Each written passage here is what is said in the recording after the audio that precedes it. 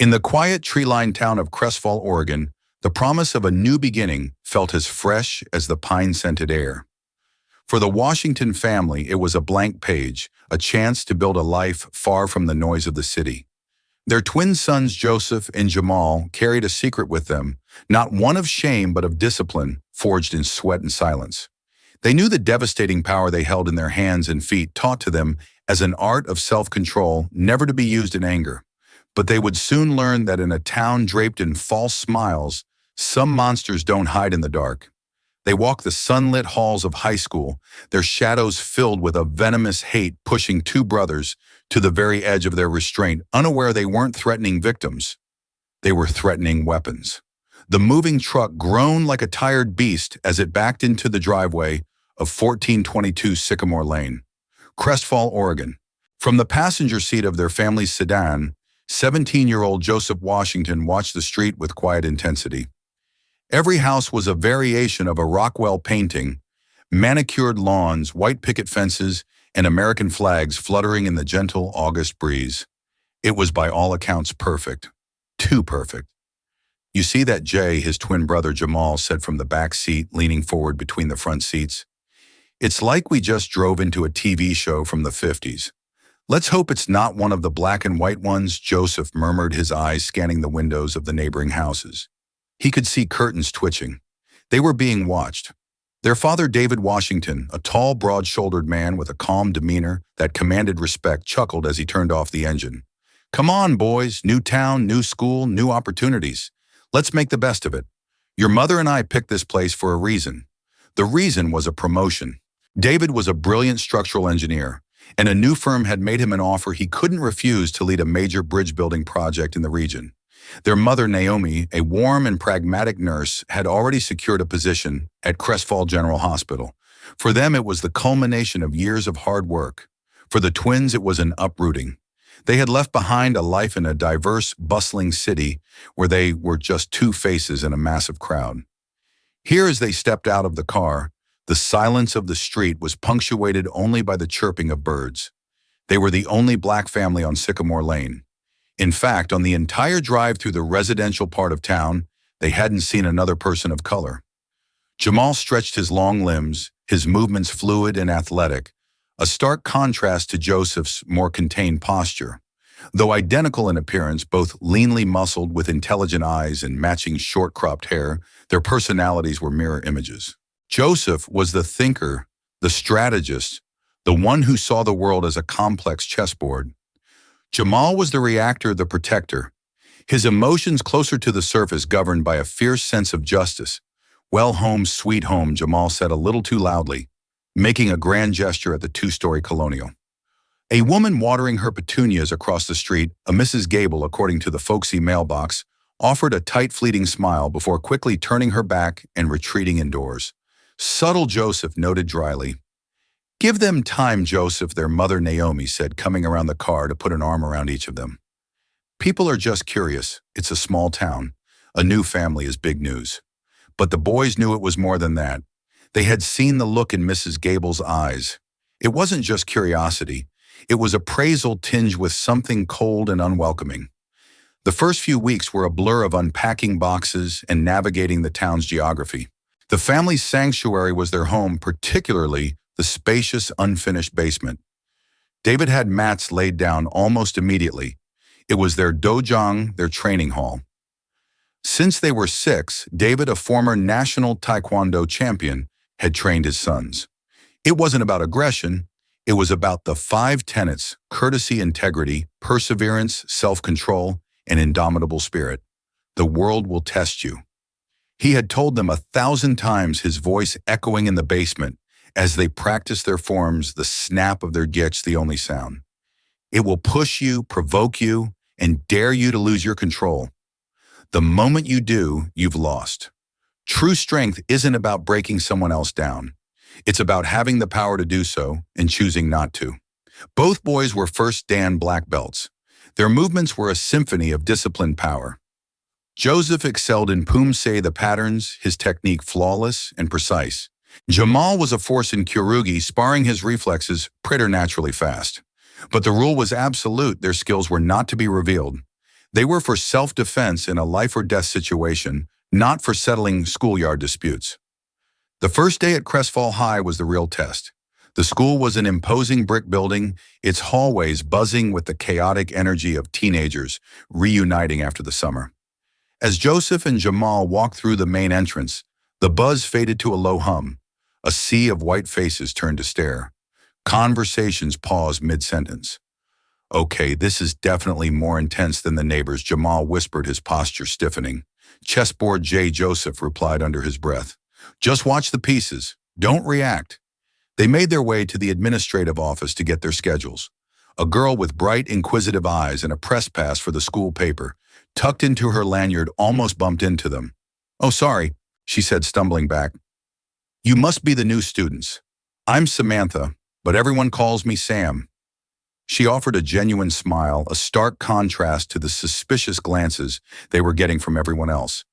"I'm Joseph. This is Jamal," Joseph said, appreciating the small gesture of normalcy. "Welcome to Crestfall High," Sam said. "If you need anything, let me know. It can be a little cliquey here." The word cliquey felt like a massive understatement. In the hallway, a trio of students blocked their path.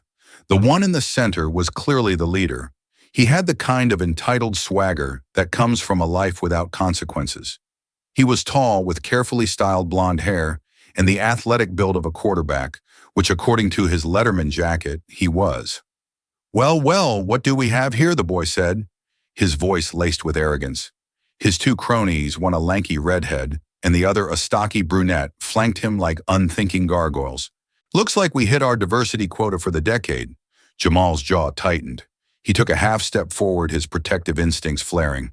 Joseph subtly put a hand on his brother's arm, a silent command to hold. "Excuse us," Joseph said, his voice even and calm. He tried to step around them. The leader, whose jacket identified him as Peterson, sidestepped to block them again. "Not so fast. I'm Brody Peterson, and around here people show some respect." "Respect is earned, not demanded," Jamal shot back, unable to stop himself. Brody's smirk widened into a sneer. "Oh, this one's got a mouth on him. You two should learn your place quickly. This is our school, our town. We don't need your kind coming in and changing things." His cronies Keith and Logan snickered. The racism was so blatant, so casual, it was breathtaking. Joseph could feel the heat rising in his own chest, the echo of his father's voice battling the primal urge to wipe the smirk off Brody's face. Self-control, indomitable spirit. "We're not looking for any trouble," Joseph said, his grip tightening on Jamal's arm. He met Brody's gaze, his own eyes unblinking. "We're just trying to get to class." Brody stared at them for a long moment, seemingly surprised that they weren't cowering. He looked them up and down, a dismissive sneer on his face. "Whatever. Just stay out of my way." He shoved past Jamal, intentionally bumping his shoulder hard. Keith and Logan followed, laughing. Jamal stumbled slightly, his hands clenching into fists at his sides. He turned, his body coiled like a spring ready to retaliate. "Jamal, no," Joseph said, his voice low but firm. "Don't. It's what they want." Jamal slowly, reluctantly uncurled his fists. His breath was coming in short, angry bursts. "You heard him, Jay. He just right out in the open." Nobody said a thing. Joseph looked around. Jamal was right. The students in the hallway had watched the entire exchange. Some looked away uncomfortably. Others seemed to watch with detached amusement. No one intervened. Not a single person. They were alone. "I know," Joseph said, his own anger, a cold, hard knot in his stomach. "But Dad's words, man. This isn't a life or death situation. It's just a test. The first of many, I'm guessing." They stood there for a moment in the wake of the confrontation. The invisible wall between them and the rest of the student body now solidified into something tangible and ugly. The promise of Crestfall, Oregon was already beginning to sour. They weren't just new students, they were outsiders' targets. And the secret they carried, the discipline that was meant to be their shield, now felt like a chain holding them back from defending their own dignity. The first pieces on the chessboard had been moved, and they were already playing defense. The initial confrontation in the hallway was just the opening salvo. In the days and weeks that followed, Brody Peterson and his crew, Keith and Logan, launched a campaign of psychological warfare. It was a death by 1,000 cuts designed to isolate and humiliate the Washington twins.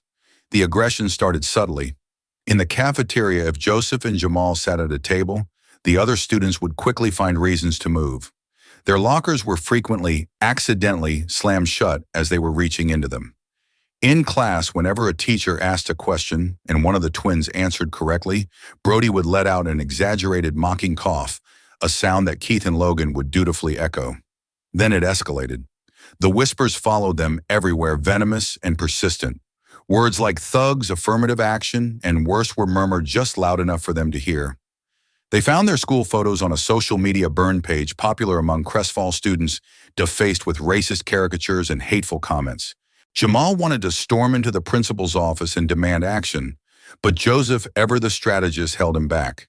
And say what Joseph argued one evening in the sanctity of their basement dojang. They were stretching on the mats, the sterile smell of the rubber a familiar comfort. That someone posted a mean picture? They'll call it a prank. That people are whispering, they'll say we're being sensitive. We have no proof of who's doing it, even though we know it's Brody. So we just take it. Jamal countered, his voice tight with frustration. He slammed his palm against the mat. We just let them walk all over us. What about integrity? Jay, what about indomitable spirit? It feels like we're just letting our spirits be crushed. Perseverance, Jamal. Self-controlled Joseph recited the tenets like a mantra. This is part of the training. It's mental. We endure. We don't give them the satisfaction of a reaction. That's how we win. Their secret training sessions in the basement became their only release. They would practice their forms, their movements, sharp and powerful, a physical manifestation of their contained rage. They sparred not with anger, but with intense focus, the thud of pads and the sharp exhales of breath filling the subterranean space. It was here they could be themselves, powerful, skilled, and in control. Upstairs in the real world of Crestfall, they had to be passive, silent, and resilient. The duality was tearing them apart, especially Jamal. One afternoon, they came out of school to find Jamal's bike, a sleek, new mountain bike he'd saved up for all summer, with both tires slashed and the word "go home" scratched into the paint of the main frame. That was a line crossed. It wasn't just words anymore. It was personal property. It was a direct physical act of aggression. Jamal saw red. He stood there staring at the ruined bike, his body trembling, with a rage so profound it was silent. Joseph put a hand on his shoulder. Don't, Jay. Joseph said, his own voice strained. There are cameras on the bike racks. I don't care, Jamal finally exploded, whirling to face his brother. I don't care about the cameras or the principal or Dad's rules. Look at this. Joseph, look at what they did. How much are we supposed to take before we fight back? Fighting back with our fists is what they expect. Joseph insisted, his eyes darting around.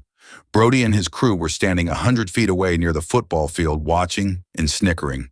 They weren't even trying to hide it. We fight back with our heads. We're smarter than them. That night, the tension was palpable at the dinner table. Naomi and David Washington were not blind. They had seen the dimming light in their son's eyes, the forced smiles, and the new hard set of Jamal's jaw. What happened today, boys? David asked, his tone gentle but firm.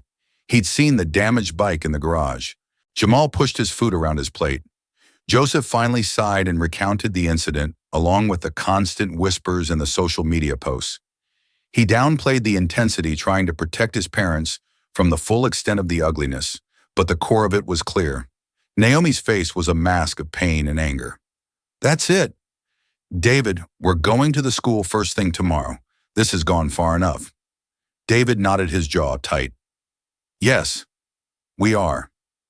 The next morning, David and Naomi Washington sat in the principal's office. Principal Henderson was a man who looked perpetually overwhelmed, with a weak chin and glasses that were constantly sliding down his nose. He listened with a pained expression as David calmly and methodically laid out the pattern of harassment and bullying his sons had faced, culminating in the destruction of private property. Mr. and Mrs. Washington, I can assure you we at Crestfall High have a zero-tolerance policy for bullying, Henderson said, wringing his hands. But, well, do you have any proof of who did this? They're being targeted because they're the only black students in their year. Naomi said, her voice shaking with controlled fury. This isn't random. It's a hate crime. Now let's not jump to such inflammatory conclusions, Henderson said, his eyes shifting nervously. Boys will be boys. Sometimes pranks get out of hand. David leaned forward, his calm demeanor becoming steely. Principal Henderson, vandalism and racist harassment are not pranks. My sons are being systematically targeted. We know Brody Peterson is the ringleader. At the mention of the name, Henderson physically flinched. Brody can be a bit boisterous. He's one of our star athletes. His father, Mr. Peterson, is a very influential man in this town. He's the head of the school board and our biggest donor. The unspoken message was clear: I can't touch him. David's patience, already worn thin, snapped. So what you're telling me is that my son's safety and well-being are less important than your school's funding. Do you know the statistics, Mr. Henderson? According to the National Center for Education Statistics, a higher percentage of Black students report being bullied because of their race or ethnicity compared to their white peers. When we come to you, we're not just being sensitive. We're trying to prevent our sons from becoming another statistic that you conveniently ignore. Henderson paled, stammering. Of course not. It's just, without concrete evidence, a photograph, a witness willing to come forward, my hands are tied. The meeting ended with Henderson promising to look into it and to have a word with Brody. It was a hollow, meaningless promise, and everyone in the room knew it. The Washingtons left the office feeling defeated and enraged. The system that was supposed to protect their children was complicit, paralyzed by money and influence. The word Henderson had with Brody only made things worse. It emboldened him. Now he knew he was untouchable. The bullying entered a new, more menacing phase. It was no longer just about whispers and pranks. It became about physical intimidation. In the hallways, Brody's crew would accidentally body-check Jamal, trying to provoke him. They'd knock books out of Joseph's hands.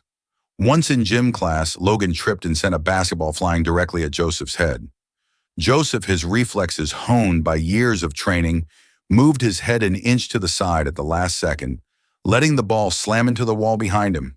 The gym teacher just blew his whistle and told everyone to be more careful. The one person who seemed to see everything was Sam Carter, the girl from the school paper. She would often be nearby, her expression a mixture of sympathy and journalistic frustration. She tried to talk to the twins once after the gym class incident. Hey, she said, catching up to them in the hall. I saw what happened. That was not an accident. You guys should report it. We did, Jamal said bitterly. Our parents went to Henderson. Nothing happened. Nothing is going to happen. Brody thinks he owns this school because his dad does. Sam said, sighing. It's been like this for years. No one stands up to him. She looked at them, a question in her eyes. But you two, you're different, the way you carry yourselves. You never seem scared, just angry. And that thing in the gym, Joseph, the way you moved, that wasn't normal. Joseph gave a non-committal shrug.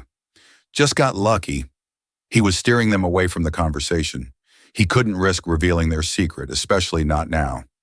It was their last line of defense, the one thing Brody and his cronies didn't know. It was their ace in the hole, and Joseph knew with a sinking feeling that the day was coming when they would be forced to play it. The pressure was building, a storm gathering on the horizon, and the air in Crestville had grown thick with the promise of violence. The final straw, when it came, was not aimed at the twins themselves. It was subtler, and in its subtlety, infinitely more venomous. Brody Peterson, seething with frustration at his inability to provoke a reaction from Joseph or Jamal, decided to attack the one bridge they had managed to build in the hostile landscape of Crestville High. He went after Sam Carter. The end-of-day bell had just rung its shrill cry, releasing a torrent of students into the hallways. Joseph and Jamal were moving with the current, the familiar tension of being watched, a constant weight on their shoulders, when they heard Brody's voice slice through the chatter.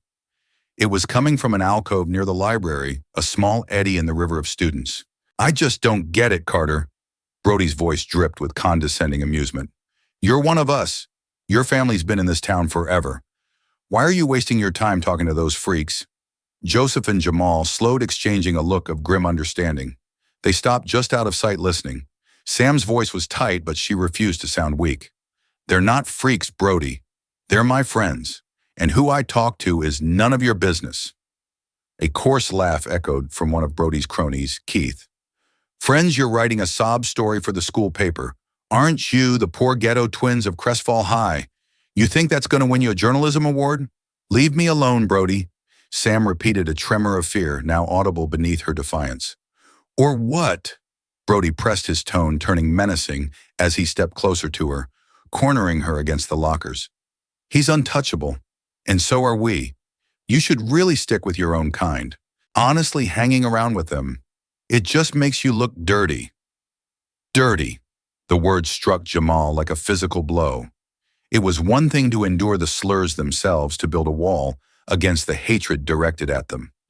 It was another thing entirely to hear that filth splashed onto Sam, a girl whose only crime was showing them kindness. The sound of the world seemed to fade for Jamal, replaced by a low, furious humming in his ears. His father's lessons on control, Joseph's constant pleas for strategy, they all evaporated in a searing flash of protective rage. He was moving before he even made a conscious decision, his body propelled by weeks of suppressed fury. He rounded the corner, and the scene came into sharp focus, Sam pale and trapped, and the smug, predatory faces of Brody, Keith, and Logan. "Get away from her!" Jamal snarled. His voice was unrecognizable, a low guttural sound that vibrated with imminent violence. Brody turned, and his sneer widened into a triumphant grin. This was it. The moment he'd been engineering for weeks. A public stage, a captive audience of students, and the reaction he had so desperately craved. "Well, look who it is," he crowed, his voice booming in the hallway. "Finally decided to grow a pair. Came to defend your little girlfriend." "She's not our girlfriend," Joseph said, his voice a stark contrast to his brother's. He now stood beside Jamal, a glacial calm masking his own fury. His eyes weren't on Brody's face, but on his stance, his hands, the positioning of his friends. He was assessing the battlefield. "And you're going to walk away. Now!" The confrontation brought the hallway to a standstill. A circle of spectators formed, phones emerging from pockets, a sick sense of anticipation hanging in the air. This was Brody's arena, and he was the reigning gladiator. Or what Brody taunted, stepping directly into Jamal's personal space, using his height and bulk to intimidate. He puffed out his chest close enough for Jamal to see the cruel delight dancing in his eyes. "You gonna hit me? Come on, I want you to. Give everyone a show. Prove what everyone already thinks about you people." Jamal's hands were clenched into stones at his sides, his entire body a coiled spring of rage. He could feel the ligaments in his knuckles straining, the overwhelming urge to drive his fist into that arrogant smirk. It would be so easy, so satisfying. But it was Joseph who saw the checkmate 3 moves ahead. A fight here in front of dozens of cameras would be their ruin. Brody, the star quarterback with the powerful father, would be the victim of the aggressive new kids. They would be expelled, possibly charged. The narrative would be sealed, and their parents' dream for a new life here would be shattered. He had to change the board. "Not here." Joseph said, his voice a low, urgent command aimed at Jamal. He placed a hand on his brother's shoulder, a gesture that was both restraining and grounding. He then lifted his gaze to Brody, his eyes like chips of flint. "You want a confrontation? You want a fight? Fine. But not here. Not where you can hide behind your daddy's influence, and a principal who's scared of his own shadow." Brody laughed, a loud braying sound. "Oh, look at this. He's making demands now. You're in no position to demand anything, pal." The old quarry road, Joseph stated, the words tasting like poison in his mouth. It was an insane gamble, a flagrant violation of every rule he lived by, but it was the only move he had left. After school, 4 o'clock, just us. No audience, no excuses. A flicker of genuine surprise crossed Brody's face, quickly replaced by a predatory excitement. The quarry road was a lawless place, isolated and forgotten. It was perfect. "You got a deal," he said, his grin returning. He looked past Joseph to Jamal, whose chest was still heaving with rage. "3 of us, 2 of you. I'm going to enjoy teaching you a lesson you'll never forget." Brody and his crew shoved their way through the gawking crowd, high-fiving as they disappeared down the hall. The circle of students broke apart, their whispers buzzing like disturbed hornets. Sam looked at the twins, her face ashen with worry. "You can't go," she pleaded. It's a trap. Brody's unhinged.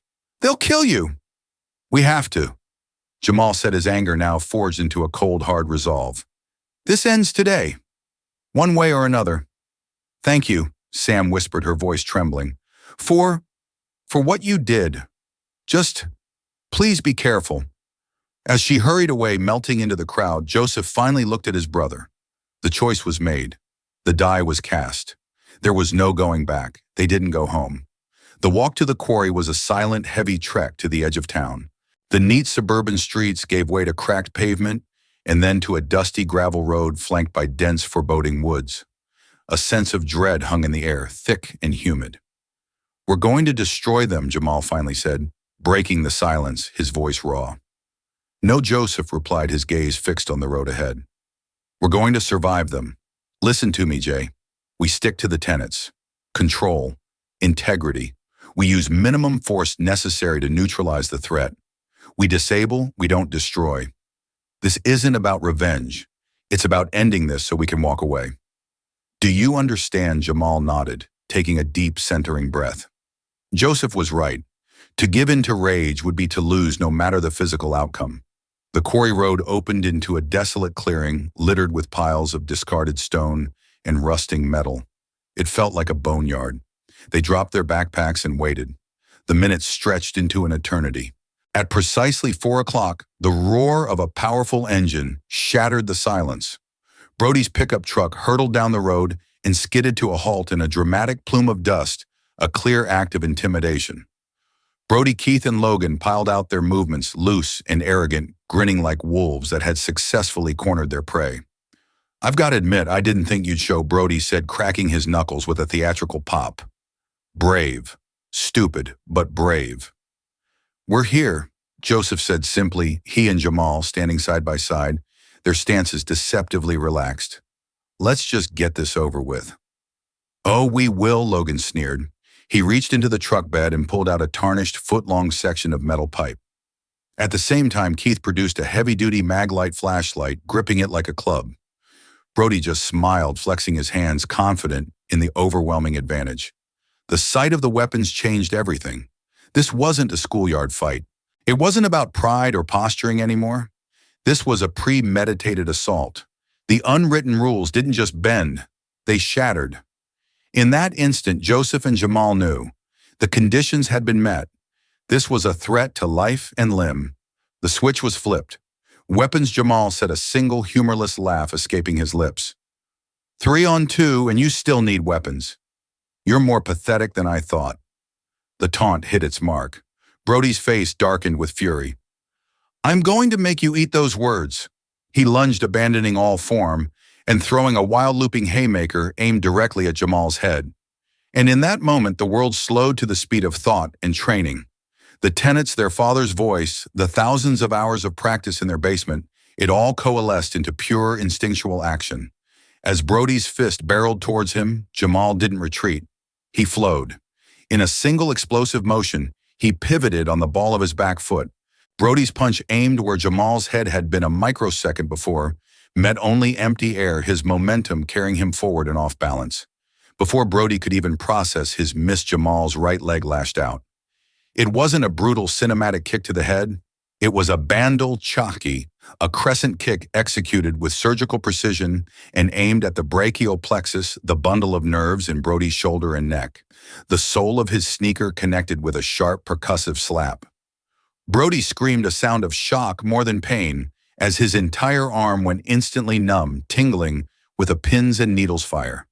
The arm dropped uselessly to his side. He staggered back, his face a mask of utter disbelief. What the?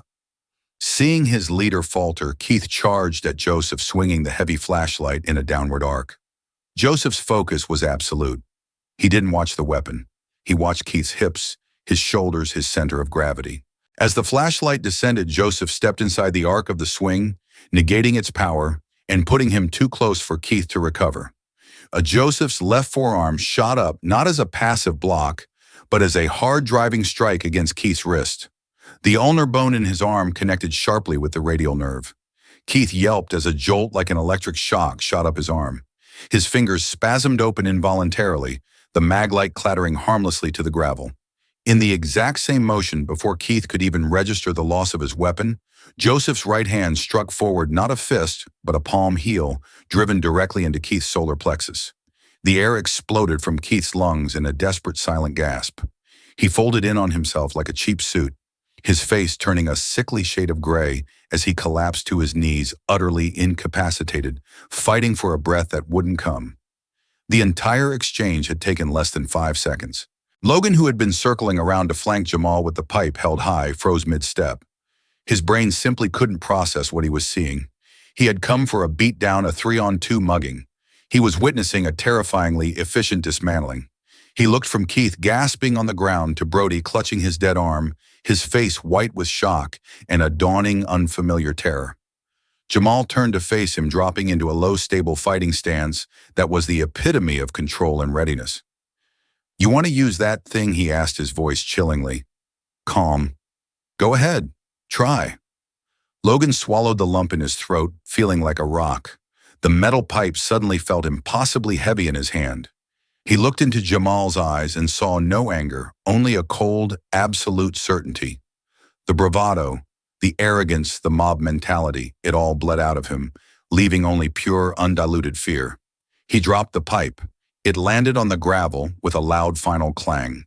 "I'm good," Logan stammered, taking a clumsy step back. Then another, holding his hands up in surrender. Joseph stepped forward to stand beside his brother. There was no triumph in his expression, only a profound, grim sadness. He had been forced to unleash a part of himself he kept locked away, and the release brought no joy. "This is over," Joseph said, his voice resonating with an authority that none of them had ever heard from him before. It was the voice of someone who had won but hated the victory. "You will not speak to us. You will not look at us. You will not touch our property. You will not go near Sam Carter again. You will leave us completely alone. Do you understand?" Brody, still cradling his arm, looked up at the two brothers standing before him, not as victims, but as something else entirely. Something he couldn't comprehend. The fear in his eyes was absolute. He managed a weak, jerky nod. And from the tangled edge of the woods, hidden behind a thicket of overgrown blackberry bushes, a small red light blinked off. Sam Carter shakily lowered her phone, her heart hammering against her ribs. She hadn't been able to let them walk into the trap alone. She had followed, terrified, her phone recording the moment Brody's truck arrived, intending to have evidence of the assault for the police. But the video she had captured was something far more powerful than that. It was the whole unvarnished truth, the racist taunts, the revealing of the weapons, the clear initiation of the attack, and the shocking, controlled, and utterly justified defense. She hadn't just recorded a fight. She had recorded their vindication. The silence that descended upon the quarry road was heavier than any sound. It was a vacuum left by the screech of tires and the billowing cloud of dust that was the bullies' hasty retreat. In the sudden stillness, the only movement was the trembling in Jamal's hands, a physical manifestation of the adrenaline storm that was just beginning to subside. Joseph drew in a ragged breath, the scent of gravel and pine filling his lungs, and looked at his brother. The coiled fury that had defined Jamal for weeks had been unleashed, and now in its place was a profound and unsettling quiet. "You okay?" Joseph's voice was raspy, the first sound to break the spell. Jamal looked down at his own fists, slowly uncurling them. They were steady now. He nodded, the motion short and stiff. "Yeah, I'm fine." Joseph's gaze fell upon the metal pipe and the heavy flashlight lying in the dirt, ugly and alien against the natural backdrop. They were more than just weapons. They were proof. Proof of intent. Proof that this had never been a fair fight. He bent down and picked them up, the cold weight of the steel, a grim reminder of how differently the last 5 minutes could have ended. "Let's go home," he said, his voice heavy with the knowledge of what came next. "We have to tell Mom and Dad." The walk home was a silent pilgrimage of consequence. Each step carried them away from the raw survival of the quarry and closer to the complex reckoning that awaited them within the four walls of their house. Jamal's anger had cooled into a hard, defensive shell. Joseph, ever the strategist, was already running through the variables, the potential outcomes, the words he would need to use to make their parents understand. They entered through the back door into the warmth of the kitchen. Naomi was at the counter, humming softly as she chopped vegetables for dinner. She turned at the sound of the door, a welcoming smile on her face that instantly vanished as she took in their appearance. It wasn't just the dust on their clothes or the slight scrapes on their knuckles. It was the look in their eyes, the haunted, exhausted look of soldiers returning from a battle. Joseph, Jamal. What happened? Her voice was sharp with alarm, her mother's intuition screaming that something was terribly wrong. David appeared in the doorway from the living room, a book in his hand. He didn't speak, but his eyes, sharp and perceptive, swept over his sons, cataloging every detail. There was no easy way to say it. They sat at the kitchen table, the discarded pipe and flashlight placed carefully in the center like exhibits in a trial. With Joseph leading and Jamal interjecting with raw emotional details, they recounted the entire afternoon. They told of Brody's venomous words towards Sam, the challenge issued in the crowded hallway, and the calculated decision to meet at the quarry. They didn't soften the truth or try to excuse their own choice to go. They explained the arrival of Brody's crew, the revealing of the weapons, and the moment the confrontation had irrevocably tipped from a potential fistfight into a life-threatening assault. As they described the fight itself, the efficient, controlled movements born of years of training, Naomi's hand flew to her mouth, her face a canvas of conflicting emotions. Terror for their safety warred with a fierce, almost primal fury at the boys who had pushed them to this point. David remained stoic, his expression unreadable, his gaze fixed on his sons as they spoke. He watched their body language, listened to the conviction in their tones, and absorbed every word. When they finished, a thick silence filled the kitchen. Joseph and Jamal sat perfectly still, their ordeal confessed, waiting for the verdict from the one man whose judgment they valued above all others. They braced themselves for disappointment, for a lecture on how they had broken the cardinal rule, how they had used their art in a way that would bring trouble to the family. David finally rose from his chair. He walked around the table and stood before them. He gently took Jamal's right hand, then Joseph's, turning them over to inspect their knuckles. His touch was firm, paternal. Satisfied they weren't seriously injured, he let go and looked them each in the eye. 3 boys attacked you. He began, his voice low and resonant, each word landing with deliberate weight. 2 of them were armed. You defended yourselves. You disabled your attackers without causing grievous injury. You used your training to de-escalate a life-threatening situation once it turned physical. He paused, letting the words hang in the air before delivering his final assessment. You followed the tenets, all of them. Under extreme provocation, you showed perseverance and self-control for weeks. When you were left with no other choice, you showed indomitable spirit. He looked from Joseph to Jamal, and a flicker of deep emotion broke through his stoic facade. I am not disappointed. I am incredibly proud. The wave of relief that washed over the twins was so profound it was dizzying. It was more than forgiveness. It was validation. It was the understanding of their father, the master of their art, who saw not a brawl, but a necessary act of self-preservation. The next morning, however, the world outside their home had already written a different story. News of the fight had spread through Crestfall High like a contagion. As the twins walked through the doors, the student body parted for them, the usual cacophony of the hallways dimming to hushed, frantic whispers. The narrative spun by Brody from the safety of his home was one of a brutal, unprovoked ambush. By 10 a.m., they were summoned to the office. Principal Henderson wouldn't meet their eyes. He fidgeted with a pen, his face slick with sweat. Boys, he started, his voice thin and reedy. There has been a very serious incident. Mr. Robert Peterson, Brody's father, has been in contact with the school district. His version of events is substantially different from what the rumors suggest. What's his version? Jamal asked, his voice dangerously level. He is alleging that his son and 2 friends were lured to an isolated location and viciously assaulted by the 2 of you. Henderson recited the words, sounding rehearsed. Given the severity of the accusations and to ensure the safety of the student body, I have no choice but to suspend you, both effective immediately pending a full investigation. You're suspending us, Joseph exclaimed. The injustice of it, a physical blow. They attacked us. They had weapons. That is your story, Henderson said, finally looking up, his eyes pleading, but his stance firm. He was a man trapped, and he had chosen his side. Mr. Peterson is a lawyer. He is the head of the school board. He is considering pressing felony assault charges. My hands are tied. The trap had been sprung. The system, just as they feared, was closing around them, ready to crush them to protect one of its own. They were being punished for being victims. As they walked out of the office, a sense of cold hopelessness began to set in. Brody was going to win, but they hadn't accounted for the third party at the quarry. They hadn't accounted for Sam Carter. All night, Sam had wrestled with her conscience and the explosive video on her phone. She knew what would happen if she gave it to Henderson. It would disappear into a file cabinet buried under the weight of the Peterson family's influence. Listening to the twisted rumors at school that morning solidified her resolve. She wasn't just a reporter for the school paper. She was a witness, and she had a duty to the truth. From the safety of her bedroom, she took a deep breath and acted. She composed 3 separate emails. The first went to the editor of the Crestfall Chronicle. The second went directly to the district superintendent, a woman known for her no-nonsense attitude completely bypassing Henderson. The final email went to David Washington. Each contained the same private YouTube link and a simple, powerful subject line, video evidence regarding the quarry incident. The detonation was immediate and spectacular. The Crestfall Chronicle, sensing a major local story of racism, power, and corruption, didn't hesitate.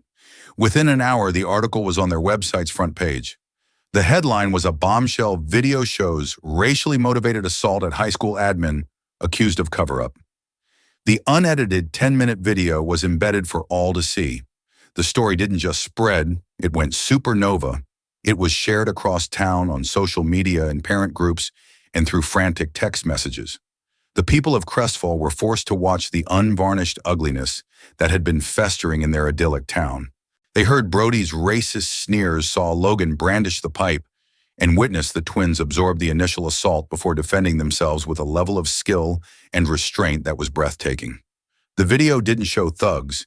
It showed 2 disciplined young men refusing to be victims. Hard karma didn't just knock on the Petersons' door, it kicked it off its hinges. Robert Peterson's carefully constructed empire of influence crumbled in a single afternoon. His desperate attempts to control the narrative were exposed as the lies of a privileged man trying to shield his criminal son.